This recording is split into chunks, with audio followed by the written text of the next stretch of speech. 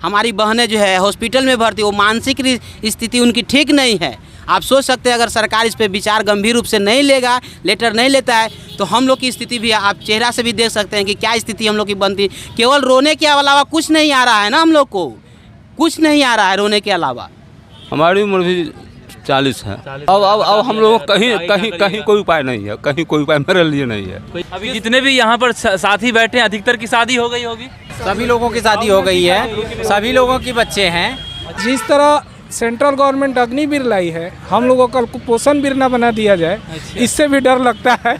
आपका सर उम्र क्या है? 42 मेरी उम्र हो गई है। अच्छा। और अपने परिवार का इकलौता मैंने कमाने वाला आदमी भी हूँ। प्लस में 2 बच्चे की जिम्मेवारियाँ हैं और पूरी फैमिली मेरे बदौलत चलती है। नमस्कार, मैं पंकज झा और आप देख रहे हैं रेबल न्यूज इंडिया। अभी गर्दनी बाग में NNM के जितने भी यहाँ पर युवा साथी हैं आज धरना पर बैठे हुए हैं। ये सभी जो है बिहार पोषण आहार जो कर्मी है, ये सभी यहाँ पर बैठे हुए हैं। चलिए इन लोगों से जानते हैं कि आखिरकार इन लोगों का क्या मुद्दा है। आज ये लोग भी सड़क पर आ चुके हैं कि बिहार में अक्सर आप देखते होंगे सीटेट, बीटेट, एस्टेट जितने भी शिक्षक कर्मचारी होते हैं वो हमेशा इसी गर्दनी बाग के स्थल पर शायद जैसा लग रहा है उसका आश्रय ही बन चुका है, उसी तरह से रहते हैं। आज ये लोग भी अपना आश्रय गर्दनी बाग को बना लिए हैं। आखिरकार जानते हैं क्या ऐसी मजबूरी आ गई है तो ये लोग भी आज सड़क पर आ गए हैं। सबसे पहले बताइए सर कि क्या ऐसी ज़रूरत हो गई और क्या ऐसी मजबूरी हो गई जो आप लोग सड़क पर आए हैं? पिछले 3 वर्षों से हम लोग कार्यरत है राष्ट्रीय पोषण अभियान के तहत। ओके। और गवर्नमेंट ऑफ इंडिया की ये योजना है और गवर्नमेंट ऑफ इंडिया ने 4 पोस्ट के लिए क्रिएट किया था, स्वीकृत किया था, जिसमें DC, DPA, BC, BPA और उसको जो कार्यवाही एजेंसी जो है राज्य सरकार को बना दी गई थी।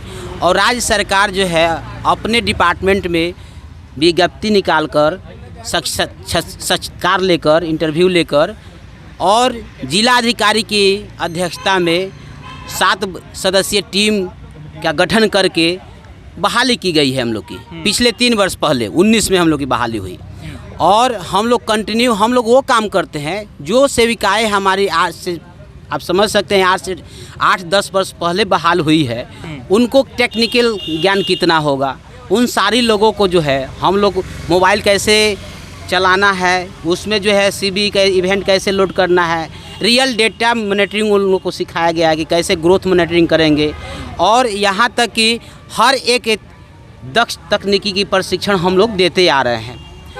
एकाएक जो है भारत सरकार की गाइडलाइन 1 अगस्त 2022 को आती है, जिसमें से वो न्यू गाइडलाइन है सक्षम पोषण 2 करके, उसमें से 3 पोस्ट का क्रिएशन रहता है और 1 पोस्ट का उसमें जिक्र नहीं रहता है। लेकिन ये भी जिक्र नहीं रह रहा है कि उसमें से प्रखंड परियोजना सहायक को हटाया जा रहा है। अच्छा। उस पत्र के आलोक में 10/8/2022 को 3978 पत्रांक के तहत निदेशक महोदय ICDS श्री आलोक सर के द्वारा एक लेटर जिला प्रोग्राम पदाधिकारी को जारी होता है और उस पत्र के माध्यम से ये कहा जा रहा है कि प्रखंड परियोजना सहायक के पद को विलोपित किया जाता है। ये लेटर जब हमारे जिला स्तर में सभी बिहार के जिला और प्रखंड में पहुंचती है तो सबके जो है दैनिक और मानसिक स्थिति दोनों बिगड़ गई। ऐसी स्थिति में हमारे कितने भाई बंधु जो है हॉस्पिटल में भर्ती है, आप इस चीज़ को समझ सकते हैं।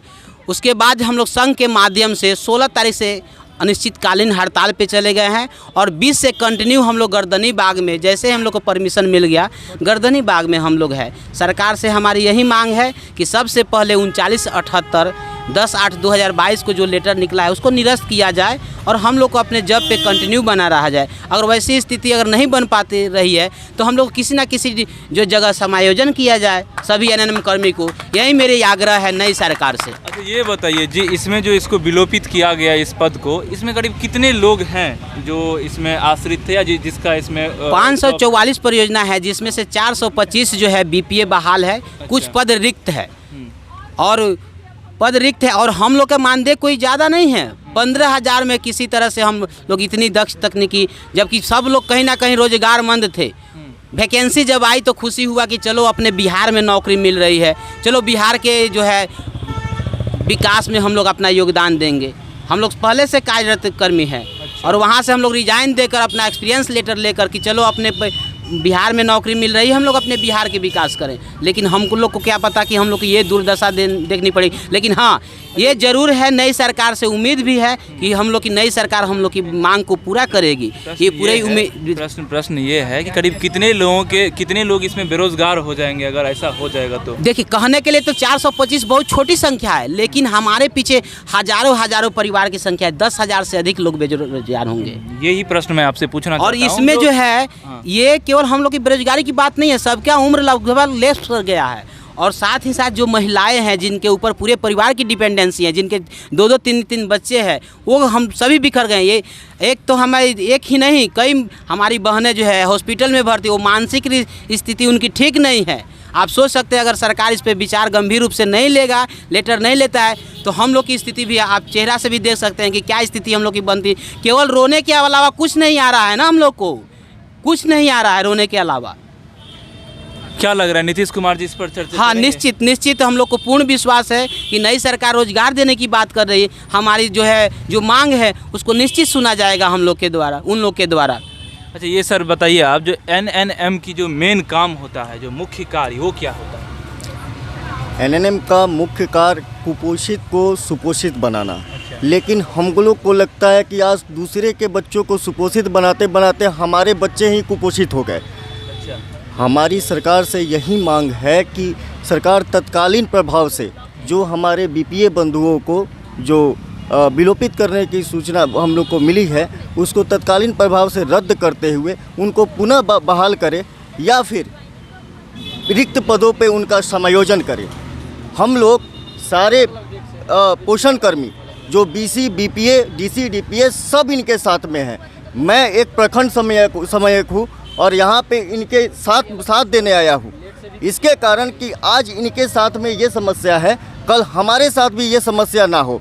अभी हमारे परिवार, अभी केंद्र सरकार के द्वारा इस पे कोई संज्ञान नहीं लिया जा रहा है, लेकिन हम लोग बिहार से हैं और सबसे पहले बात है कि हम लोग के मुखिया जो है नीतीश कुमार जी हैं, उनसे हम लोग का नम्र निवेदन है कि पहले वो अपने परिवार को देखें और हम लोग जो बिहारी हैं पहले उनको खुशहाल बनाने हेतु कार्य करें। हमको उम्मीद भी है कि वो कर पाएंगे। तेजस्वी सर से भी हम लोग को उम्मीद है कि हम लोग का साथ देंगे। इसका नाम है पोषण आहार कर्मी अभियान, पोषण अभियान कर्मी आप लोग जी। पोषण अभियान कर्मी मेन उसमें क्या किया जाता है? जो कुपोषित बच्चा होता है उसको सुपोषित किया जाता है। अब गर्भवती महिलाएं और धात्री महिलाएं, एडोलेसेंट गर्ल के है, इसमें 6 तरह के कार्य योजना है। ये सारे है ना, ICDS के अंदर मेनली ये न्यूट्रिशन का काम करता है। न्यूट्रिशन का जी। तो आप लोग कैसे इस पे काम करते थे? एक्चुअली हम लोग मॉनिटरिंग के तौर पे हम लोग का बहाली हुआ था, ठीक है ना। इसके देख रेख के लिए न्यूट्रिशन मैंने कुपोषित बिहार को सुपोषित बिहार बनाने के कुपोषण अभियान जो भी चलता है, जो बिहार सरकार जो बच्चों पर इतने सारे खर्च करती है, अभी उसका मेन आप ही लोग है उसके। अभी हमारे जितने NNM कर्मी हैं वो टेक्निकली रूप से उस पर काम करते हैं और साथ में फील्ड विजिट भी करके, सबसे पहली बात है कि उसको पहले टेक्निकली रूप से उसको बच्चे को या गर्भवती धात्री को उनको पहले किया जाता है कि मतलब कौन से कुपोषित बच्चे हैं, कौन से सुपोषित बच्चे हैं, उनको पहले चयन किया जाता है। चयन करते हैं आप लोग? हम लोग उनको ग्रोथ मॉनिटरिंग और उनके हाइट वेट से पहले चिन्हित करते हैं कि गर्भवती महिला अगर है तो उनको ब्लड की कमी है कि क्या है, बच्चे हैं तो वो कुपोषित हैं या नहीं है। उसके बाद से हम उनका डाटा हम लोग के पास में आता है। उस स्पेशली बच्चा को हम लोग के द्वारा अपने महिला परीक्षिका को संज्ञान में दिया जाता है कि आप इन बच्चों को ठीक से मतलब आहार देने के लिए अपने सेविका को कहें। फिर वहाँ पे जाके हम लोग को सेविका के जगह पे सेविका के पास में जाके उस बच्चे का निगरानी किया जाता है कि ये बच्चा 1 महीना के बाद में सुपोषित होने के तरफ कदम बढ़ा रहा है या नहीं बढ़ा रहा है। यानी हम लोग को पहले सबसे पहले टेक्निकली हैंड से उसको पता करते हैं, फिर फील्ड विजिट करके उसको उस बच्चे को फिर सुपोषित बनाने के लिए जो जरूरी कदम है वो भी हम लोग उठाते हैं। मतलब कुपोषण हटाने के लिए जितने भी समस्या होते हैं उस पर काम आप लोग करते हैं? जी जी। और साथ में परियोजना के जितने भी काम हैं वो भी हम लोग के द्वारा किया जाता है। उसमें भी हम लोग का समय हम लोग काम करते हैं। आप लोग काम करते हैं। ये बताइए, जब इतना सारा काम करते थे आप लोग को हटाया क्यों जा रहा है?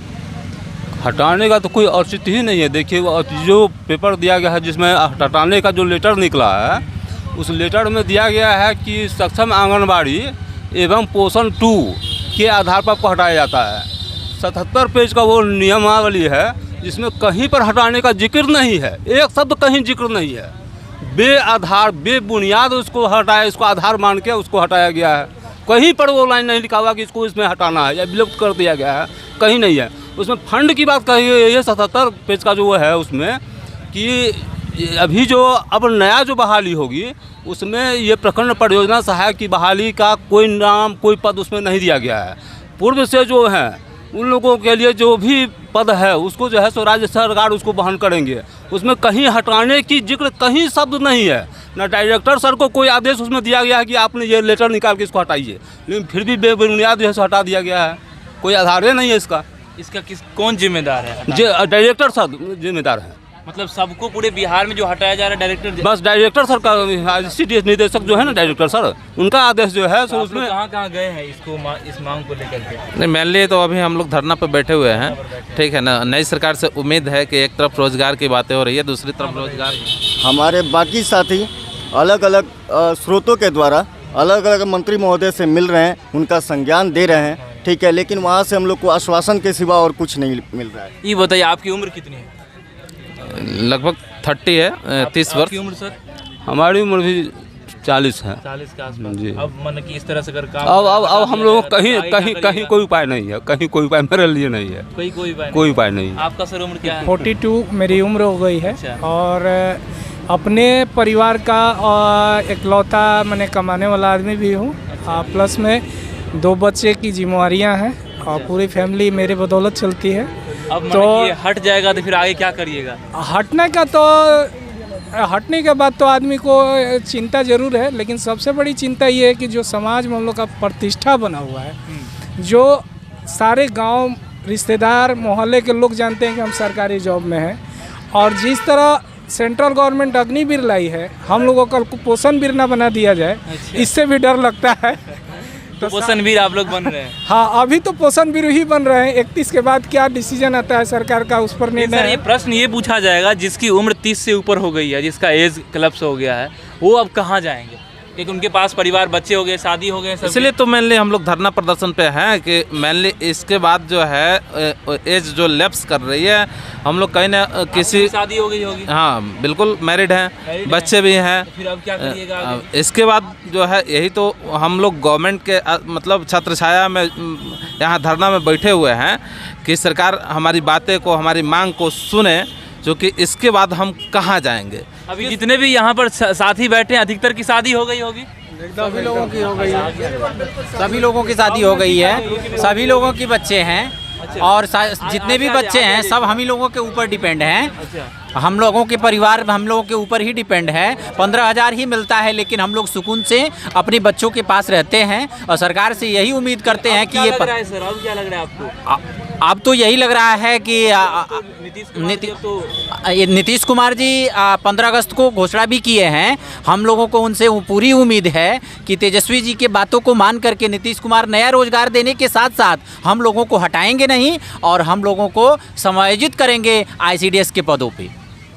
ये सब हैं NNM कर्मी जो यहाँ पर आज धरना स्थल पर बैठे हैं। इन लोगों की मांग देखिए, मांग भी जायज़ ही है, क्योंकि अब जिसकी उम्र 30 साल हो गई है, किसी की उम्र 35 साल हो गई, किसी की उम्र 40 साल हो गई है, परिवार हैं, बच्चे हैं, जिम्मेदारी है, अब वो लोग कहाँ जाएंगे? ये सवाल तो पूछना तो लाजिम होता है, और सरकार को इस पर ध्यान देना चाहिए, क्योंकि आप जब वादा कर रहे हैं 20 लाख रोज़गार हम क्रिएट करेंगे, 20 लाख रोज़गार अपने बिहारियों को देंगे, तो जिसके पास रोज़गार है उसका रोज़गार नहीं छीनना चाहिए आपको। बाकी आपको ये रिपोर्ट कैसी लगी, आप अपनी प्रतिक्रिया कमेंट बॉक्स में दे सकते हैं। मेरा नाम पंकज है और आप रेबल न्यूज़ इंडिया देख रहे हैं। धन्यवाद। Thanks for watching Rebel News India. Stay tuned for more updates. Don't forget to like, share and subscribe.